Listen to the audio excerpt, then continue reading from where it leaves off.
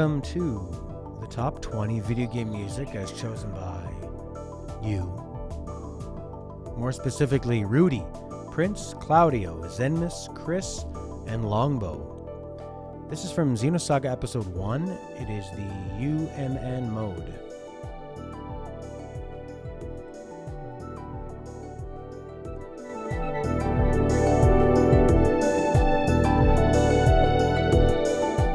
I love that bass. The way it just hangs on to that note below.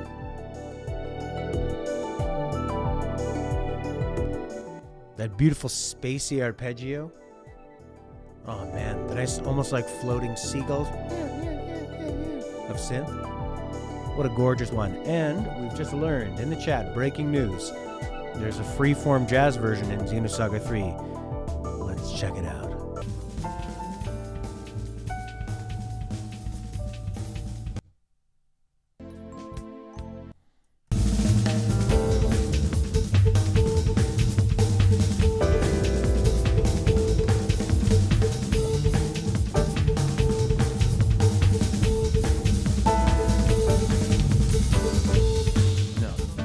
No, this is not relaxing.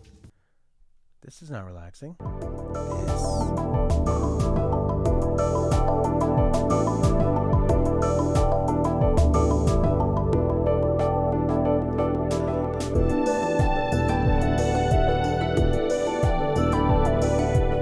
Even when there was a lot of room for a big ass drum fill, they just did like little ghost notes with a brush.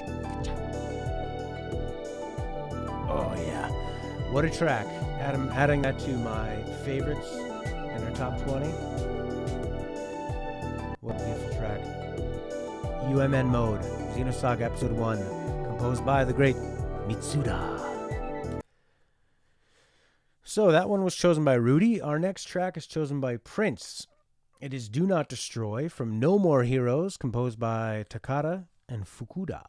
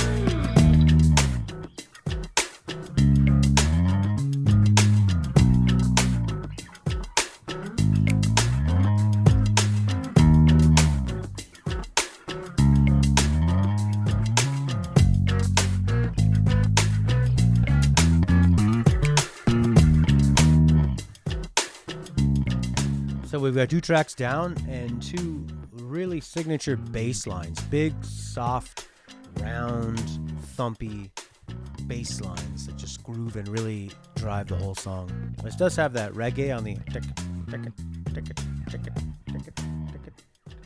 especially with that rim shot halftime beat.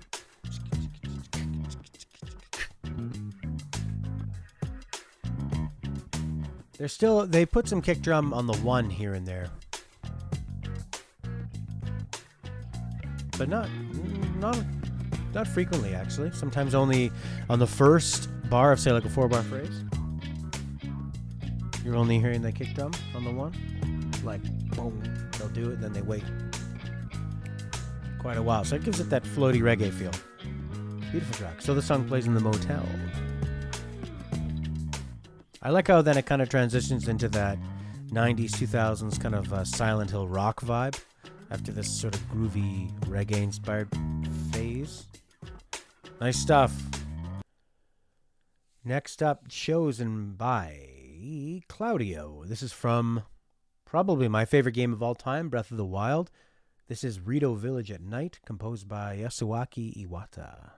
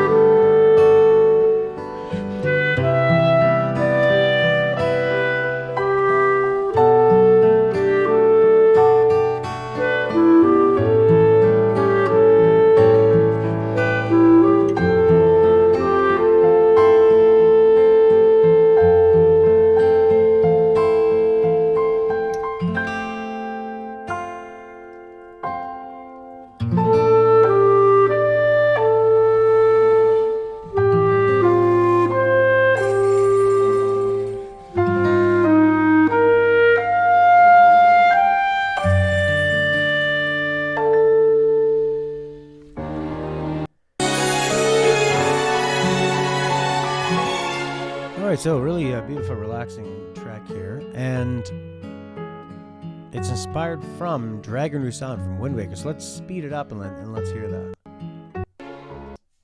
So let's jack up the speed to twice as fast.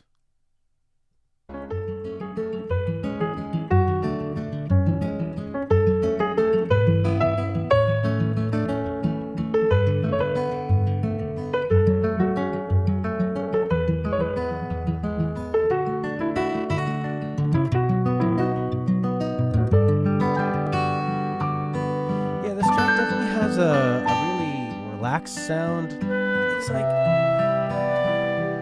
it's got a sleepiness to it, the way that the lead instruments and all the instruments have like a soft tone, and they have kind of like a loneliness to them. It's a lot of solitary instruments playing. One piano, one wind instrument, a little bit of strings kind of reaching out and then stopping, a lot of space in between, which gives it that nighttime feel. Not really a lot of like straight percussion. It's like things are winding down. I like that lead instrument because it sounds almost silly, you know. It's like kind of a real nasally kind of like wah, wah, wah, wah.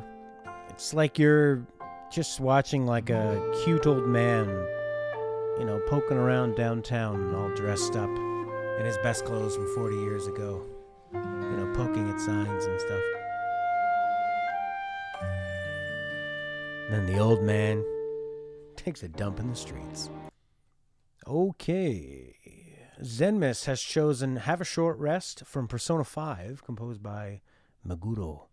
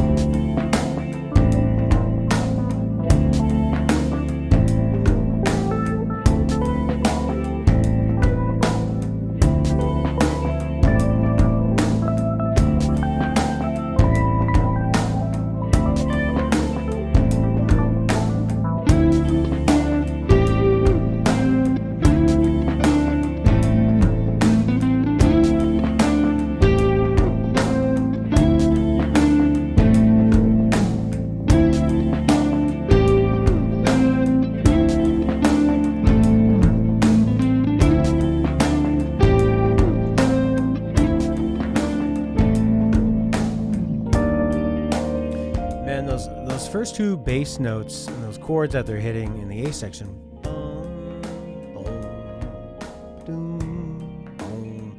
it sort of sounds like that first note is like, are we going to do something? Nah. It's like it keeps wanting to leap off and think about something. It's almost like you're just sitting around and like thoughts are coming in your head and you're dismissing them away. You're not going to break out of this. It feels like an endless loop. And the phrases on that melody are just pretty short too. So there's a lot of that reach, but then always coming down. It's sort of like that stop and start. Just a very perfectly chilled out, pretty relaxed theme for a game that has a lot of downtime, looking at menus and reading dialogue. I can't believe they haven't put out a PC port. It's like pooping in the streets. Chosen by Kris, this is Clocktowers Beneath the Sea from A Hat in Time, composed by Pascal Steifel.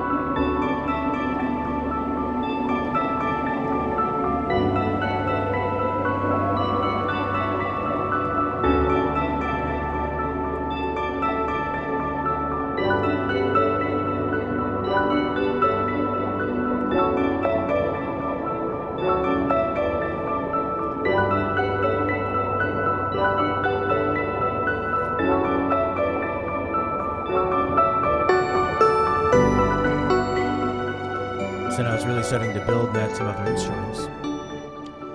So far, we've heard a lot of songs in this list. This is song number 5, where they tend to not use too many chords, at least when they're setting the tone in the first half of the A section. Sometimes just bouncing between 2 chords, a lot of kind of like floating arpeggios, not a lot of heavy drums or not a lot of consistent snare drums. There's just this idea that, you know, nothing needs to be done. It reminds me, often Stella really likes to, as soon as we wake up in the morning, we go for a walk, we take the dog, we get a coffee and we walk. And Stella often likes to think about everything she's ever going to have to do for the rest of her life and talk about it. And I asked, because I'm much different, I said, until we can actually deal with these things, let's not talk about them. I just want to enjoy the walk. I want to look up at these beautiful trees. And then we can deal with all that stuff later, when we can actually deal with it. But not right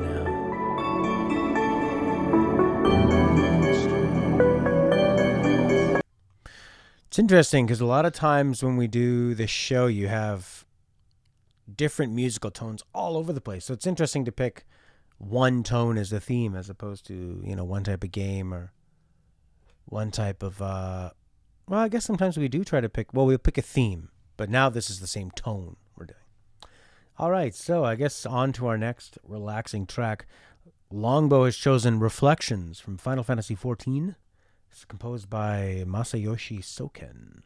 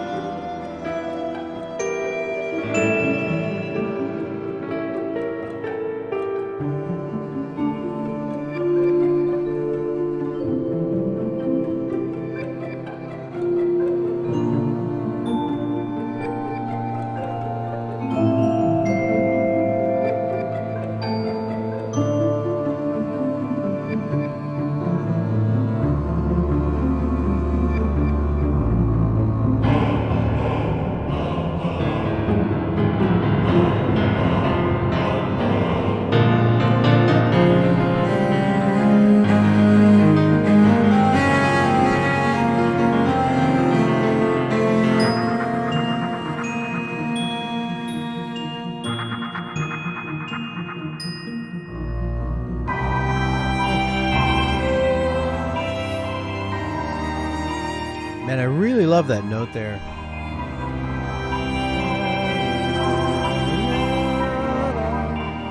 Just that nice extra little note that seems like it's a little bit outside of the melodic scale that we're used to hearing, or that we're expecting to hear. Just really reaching out.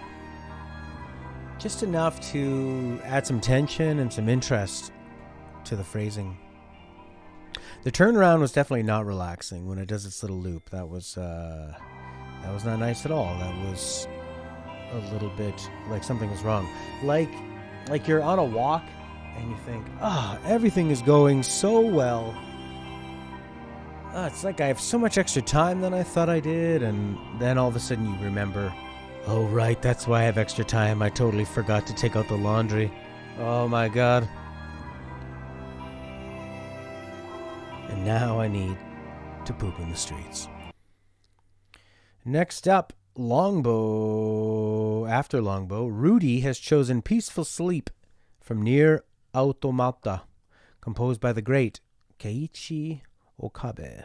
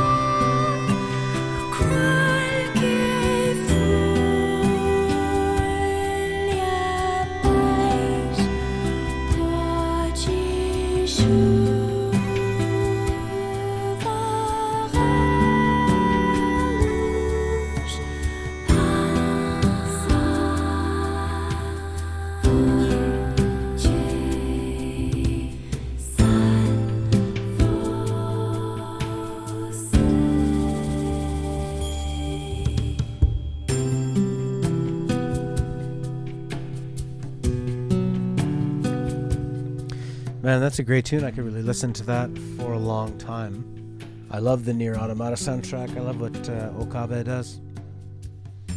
A lot more floaty sounds, of course, and like floaty beats. Really, really soothing vocal. And a lot of like nice organic sounds. A lot of hand drumming, acoustic guitar, the triangle. A lot of long sustained vocal notes. Slow arpeggios. Just kind of outlining the chords and letting all the notes just sit there and hang. Nothing's in a rush. Even the beat, this is probably the most consistent beat we've heard where there's consistent percussion. And even the kick drum for that drum beat is just a little bit behind the beat. Which makes it feel like it's you're sort of falling into it. Like you went to go put your elbow on something and it wasn't there. But in a relaxing way. Or like you're late, like you're just late to get to the toilet and you have to poop in the streets. You know, normally we say get ready for a Prince pick because it's going to be probably different from the last couple ones we heard and usually quite high energy. But we have another Prince relaxing pick, Bubble Time, from the game Wuppo, composed by Thomas D. Ward.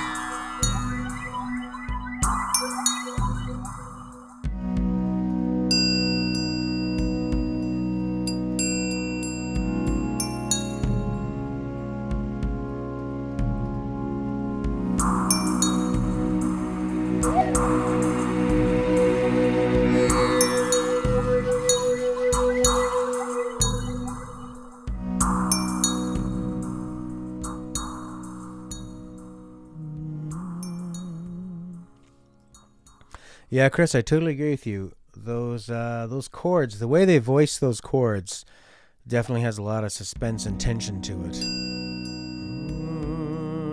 Instead of and then it goes a little higher. So in your mind, you're waiting for it to go. But you have that constant.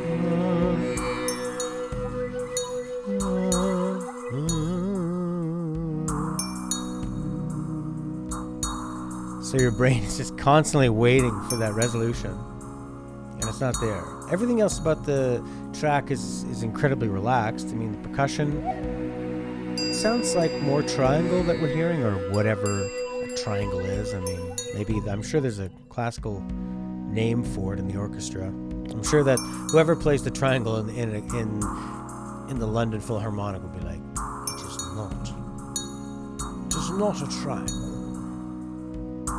It is a dither wonka. But relaxingly played, but stressful.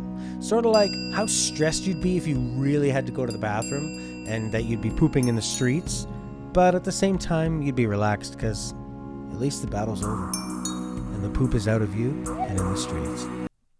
Claudio has brought us the Professor's Trunk from Professor Layton and the Last Time Travel, or A Time Unfounded or something. It's composed by Tomohito Nishiura.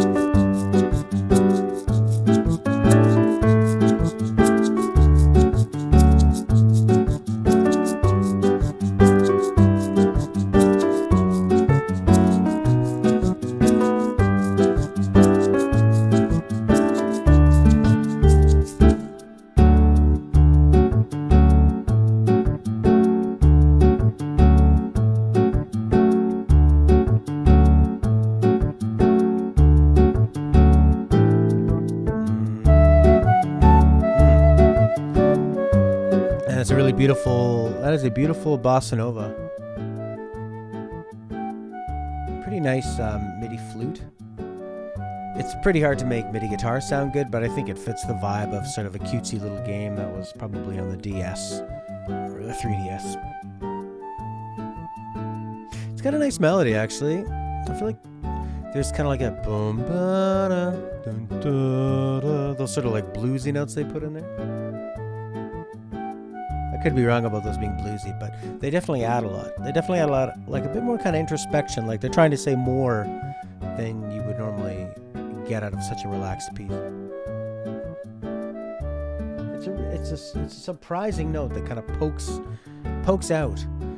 right out of your buttocks into your pants, causing you to poop in the streets. Xenmas has brought us Beautiful Ruin from Danganronpa 2, composed by Masafumi Takada.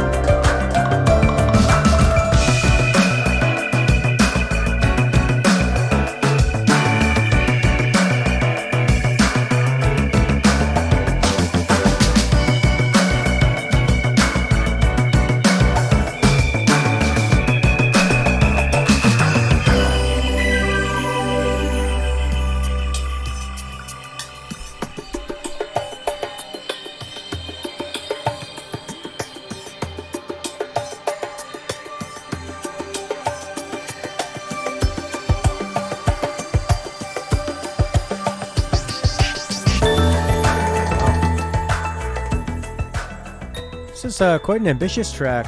There's some sections there where they drop beats off that give it a real kind of unexpected, kind of sinister vibe in a way.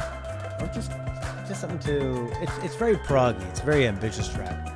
There's sections that when you think it's going to have a nice end and a turnaround, so it starts back at the beginning, just goes on, like 3 or 4 times longer than you expect, and really builds. It has the guise of being something disguised. It's disguised as being simple and relaxed, but there are a lot of very intricate musical choices and skill underneath here. A lot of complex choices being made. A lot of sort of polyrhythms and just like consistent. Really interesting track. For it's like such a simple game too. Which is interesting because, so this song sounds relaxed on the outset, the way that this game looks like a lot of static images and reading, but underneath there's like a real kind of dark complexity to it. Like you may see somebody out on the street, and you see them and they look like a very simple person. Perhaps they're just sitting or standing in the street. But deep inside, underneath the clothes where you can't see, they may be doing something very dark. Like pooping in the street. Kris has brought us museum songs from Animal Crossing New Horizons, composed by Kazumi Totaka.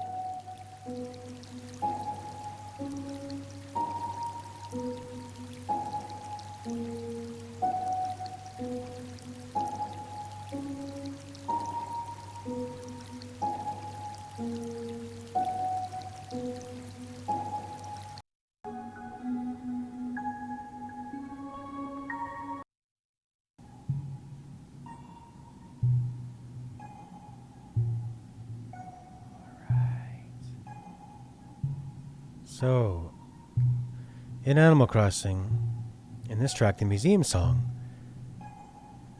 very, very relaxed thing, where most of the time it's doing these sort of like steps. Just boom, ba, boom, ba, boom. Where you sort of have these two notes kind of moving in parallel with each other. And they're sort of taking big jumps in a way. Boom, ba, boom, ba, boom, ba, boom, ba, boom, ba. It's sort of like a two-note arpeggio in a way, which makes it sound like you've got these big leaps. And then, but because they keep moving down parallel and up, it just gives it this like big space, but it's also very comforting because we know where they're going to go. We know where the notes are going to follow. Just little bits of ambience. It almost sounds like the notes are gone through a bit crusher or something to make them give a more kind of like beepy bloopy NES sort of sound to it. Really quite beautiful. Thanks, Chris. All right, after that nice, sleepy, zoned out Animal Crossing track, get ready to rock out and go crazy to this relaxing theme chosen by Longbow. It is Old Town from Gravity Rush, composed by Kohei Tanaka.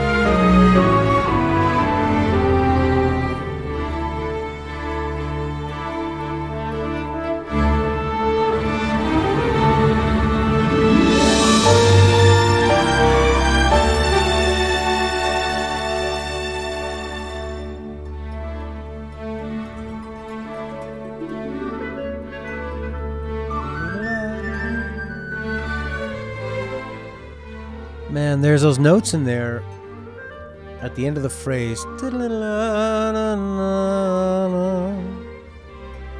And then you have these little melodies that kind of shoot up. And this whole game is about falling but using falling in a way that feels like you're flying. So you're just sort of choosing the direction that you fall, which is a really unique idea. It's pulled off really well in the game. And both soundtracks treat that flying in a very serious, classical, romantic, dreamlike way. It's really gorgeous. I mean, you can make stuff that sounds floaty, dreamlike, relaxing, but there's something that's just so catchy and so perfect about that little melody in there.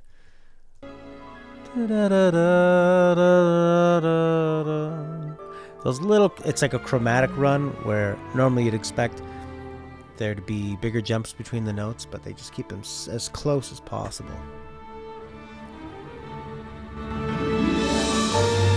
Oh man, and then these big sort of like gusts of sort of like a big successful rousing melody. We are back with more Xenosaga. This is from episode 2. It is Vector Industries, the second division.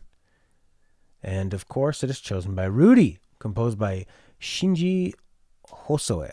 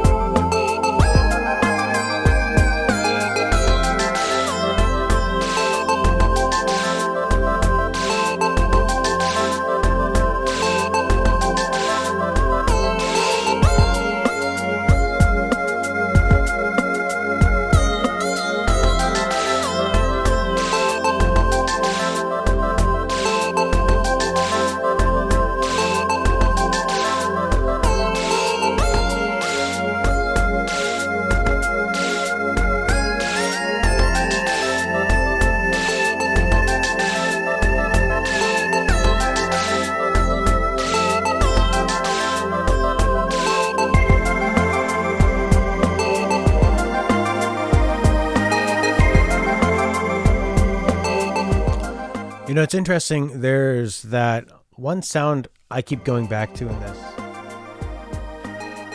It's played almost impossibly late at the end of the phrase.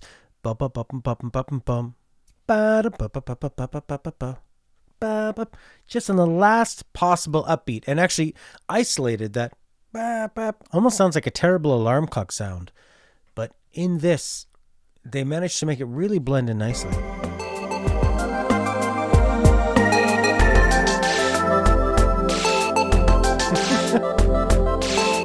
And it's there almost throughout the entire song, and it just transposes to whatever key they happen to have taken it to.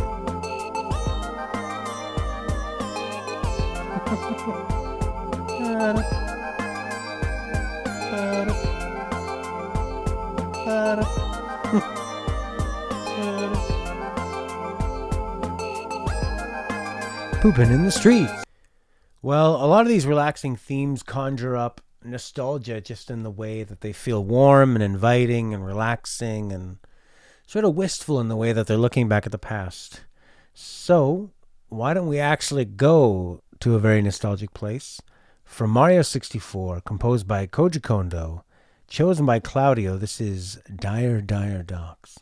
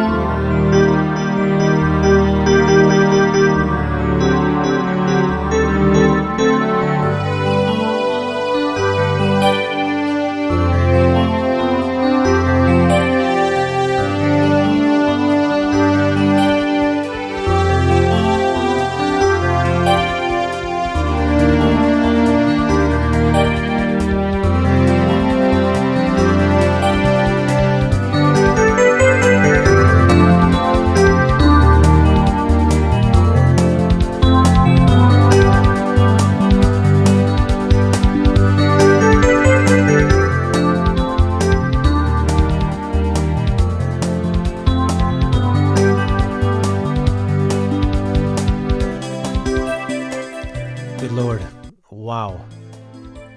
What an amazing track. It is one of those ones that you've just have heard so many times and you almost take it for granted. And then when you haven't heard it for a while, then you go back to it. And everything about it just feels so magical, like it's always been there. Just the long kind of meandering melody, using those keyboard tones to make it sound like it's already underwater. That sort of ba-da-boo-ba, which is really similar to the last song, right at the end of the phrase, like a quick kind of stab. And when you do that, when you put an accent on either a percussion note or a melody note at the end of a phrase on the upbeat, boom, boom, ba, it kind of like fires you off and gives you a little bit of a momentum as you go into the next one. It's sort of like ba, dum dum bum ba, ba ba ba. It gives it a very, very floaty feel to it.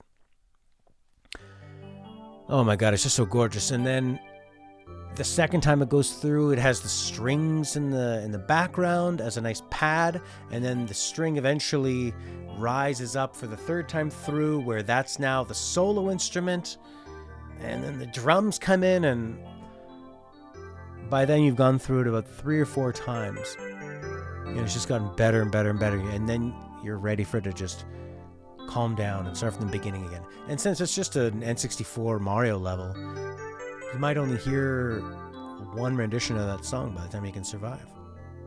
You poop your pants. This was a nice surprise. xenmas chose this from Final Fantasy VII Remake. It is Midnight Rendezvous, and it was composed by Mitsuto Suzuki, so not an Uematsu original, and that was arranged by Masashi Hamauzu. This was an original track for Final Fantasy VII Remake.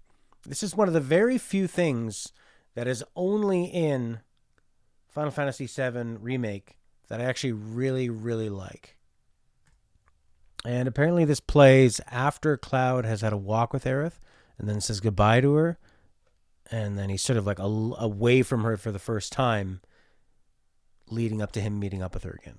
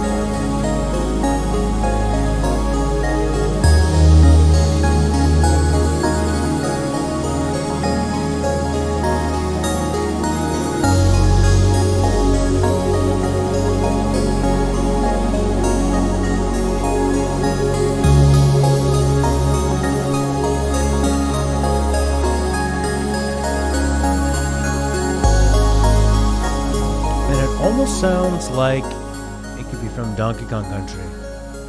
You got a lot of pads, you got a lot of arpeggios. I like that retro, what do you call that, chiptune sort of sound to it. Really like beautiful, romantic, hopeful, wistful, like you just went on your first date with somebody and you're walking home and because you're still too young to even be driving, and you're walking home from their house, you know, and all of a sudden everything just looks a lot sharper and more colorful, and you think this could be something really special. Very perfect, like, post first date music. And if I would just like to imagine that Final Fantasy VII Remake's tone, it was a lot like this song, in the way that it's like beautifully nostalgic but original, and slick and mature, which is what I found a lot of Final Fantasy VII Remake to be very, very immature. When I was scrubbing through the footage I had of the game, and I was trying to find something appropriate to play over it, and I thought, yeah, I'm going to play this stupid minigame that nobody would ever have wanted to do. Yeah, okay, there was that one beautiful drawn scene in Final Fantasy VII where you have to walk across these storage containers. But what the remake culture doesn't understand is that not everybody cares why something is there. It's just that it was there. That's fine. That's all. It doesn't matter how the rebels got the plans to the Death Star. It just matters that they got the plans, and they're excitedly trying to keep them, and then they're going to blow the Death Star up. I don't need to see... Look how excited I was there. I don't need to see this thing, just so you can add like 25, 30 minutes of filler crap. And Aerith, it really isn't saying much. Like, they could have at least had a conversation or something throughout here. And then when I was scrubbing through the footage, I kept coming across that guy named Chadley, who looks like Snow from Final Fantasy XIII, everyone's favorite character. And he just says the most obnoxious jokes and makes you do stupid things. I just thought, this is not Final Fantasy VII. And it isn't. It's Final Fantasy VII Remake. That's a problem with a lot of Japanese games, you feel. Yeah, well, too many directors, too many ideas, and just whatever Square thinks they're doing now with games and Final Fantasy in general. Oh well, at least we have this song.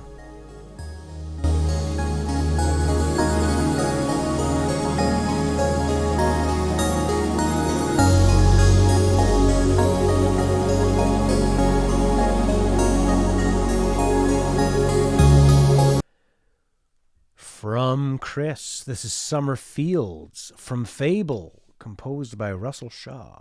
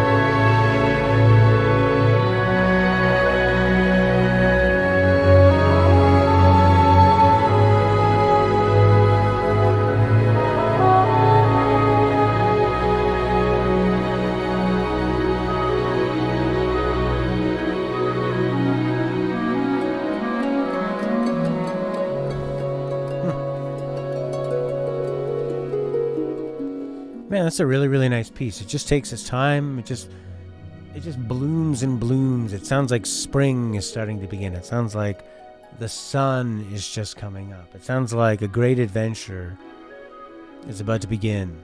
It's got very warm instruments. A lot of more arpeggios. Boom, boom, boom, boom, boom, boom, boom, boom, just going up and down through the chords. Sounds like things are just stretching. They're just about getting ready to go. It's really beautiful.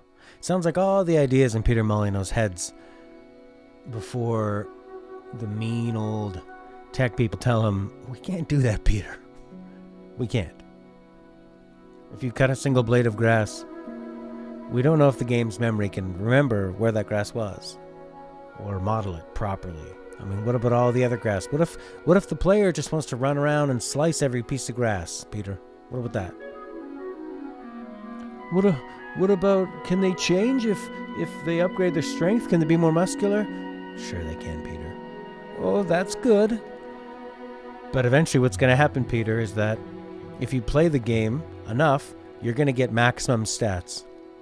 So all the characters are going to look the same. Okay. On to my next idea. Longbow has chosen Spike Rug from The Witcher 3, composed by Nikolai Stravinsky. Enjoy. Xenmas.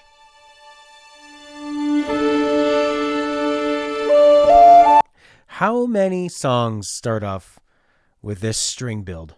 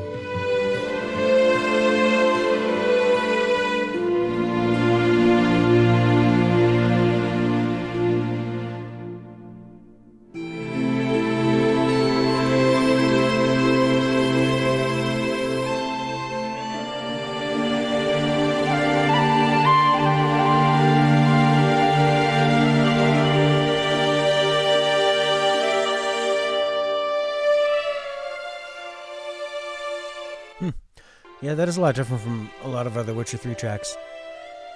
A little more restrained. You don't have the that sort of exotic percussion. You don't really have any sort of a galloping feel to it. It's like pretty thoughtful. I don't know what Spike Rug is, but it's a really thoughtful, kind of sad, melancholy type piece. but still chill. I can still relax to it even though it's slightly sad. I think it still has a pure innocence to it. So when I was going through the list today, and I saw we had something from Xenoblade Chronicles or Xenosaga Episode 1, and then we had something from Xenosaga Episode 2, and then Rudi picked something from Xenoblade Chronicles, his third Xenoblade track. This is Colony 9 Night, but luckily for us, this third one, to avoid being burned out on anything with Xeno in it, this is by Yoko Shimomura, and it's a hell of a track.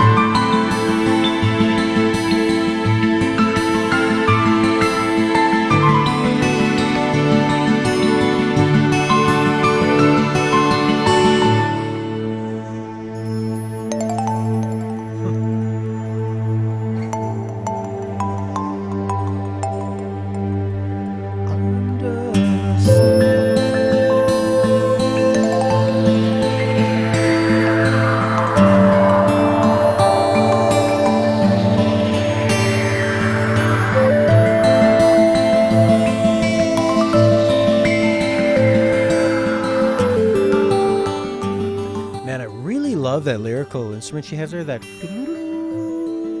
I like that. It's one of those instruments where it can only play one note at a time, so when you cycle through them really quickly, whenever the new one starts, it immediately clicks off the last one, it clips it off, and then whatever note you land on will be hard and straight and unwavering. And that is an advantage you can have with an electronic instrument over something that is organic, like a stringed instrument or somebody playing a horn or something, or a wind instrument, because it's very hard for a human to maintain that sort of roboticness, and sometimes that really, really works. I mean, other times a human performance is going to give you more emotion and subtlety and dynamics than a MIDI instrument ever could, but other times the synth is just going to give you that precision and a different kind of feel if that's what you're looking for.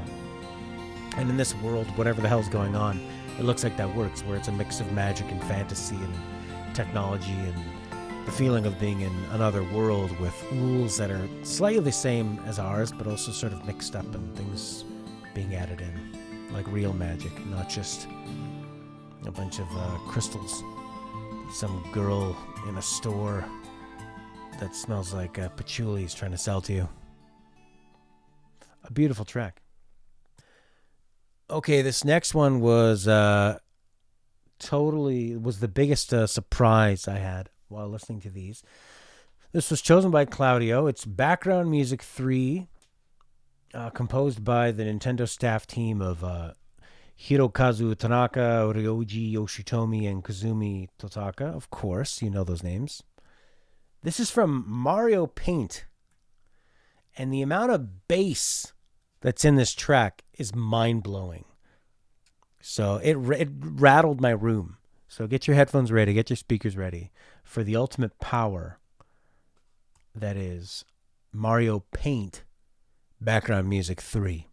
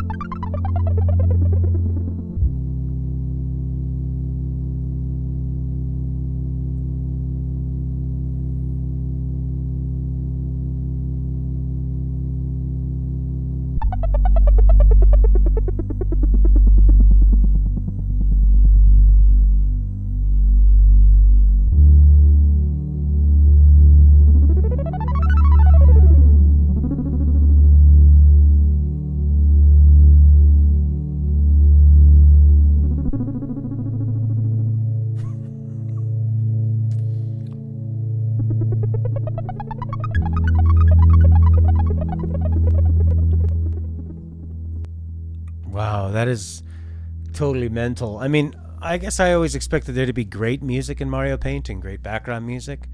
And I guess they thought, well, we might have people staring at the same image for hours and hours and hours. So let's do something really slow. But like Chris is saying, there's a real desolation to it. And yeah, it could be... would it be from the same composer? Yeah, because Earthbound was a Nintendo property, right? It's really difficult. There's no information on who actually composed this. There's just a sound team that had 3 names on it. And I really tried to find out who did the individual tracks, but there's no information.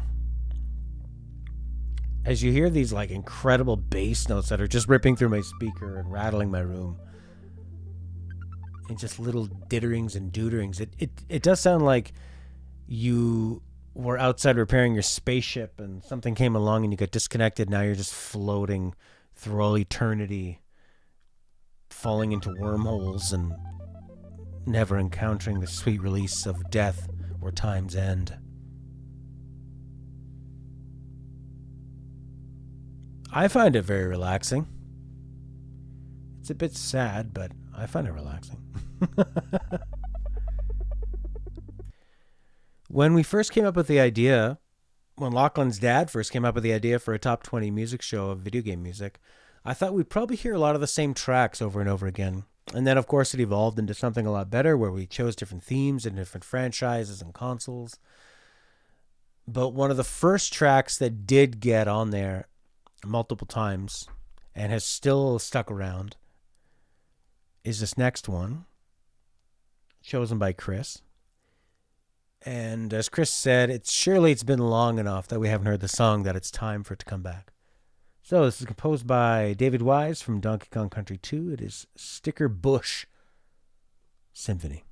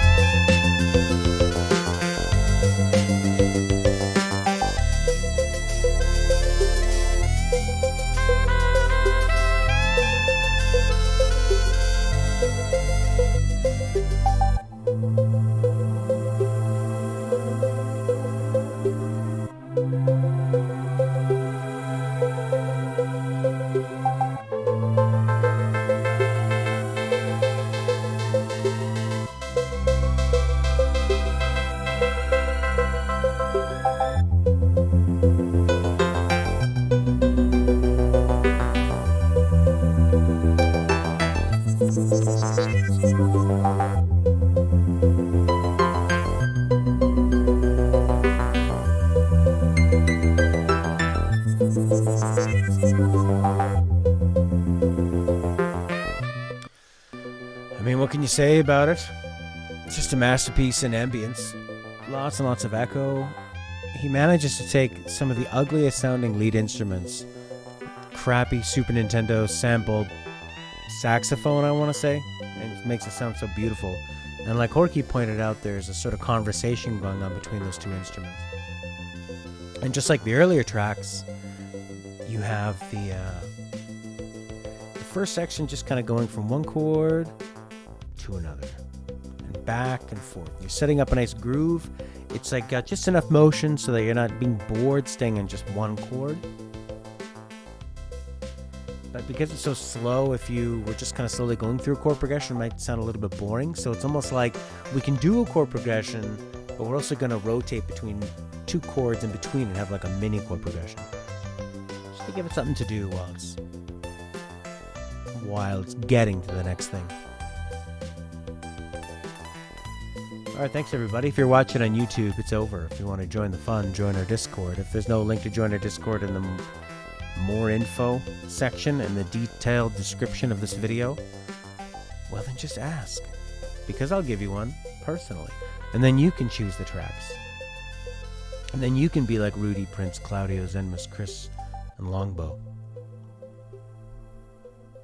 So if you think we're missing out on some great tracks, then poop your pants and show us.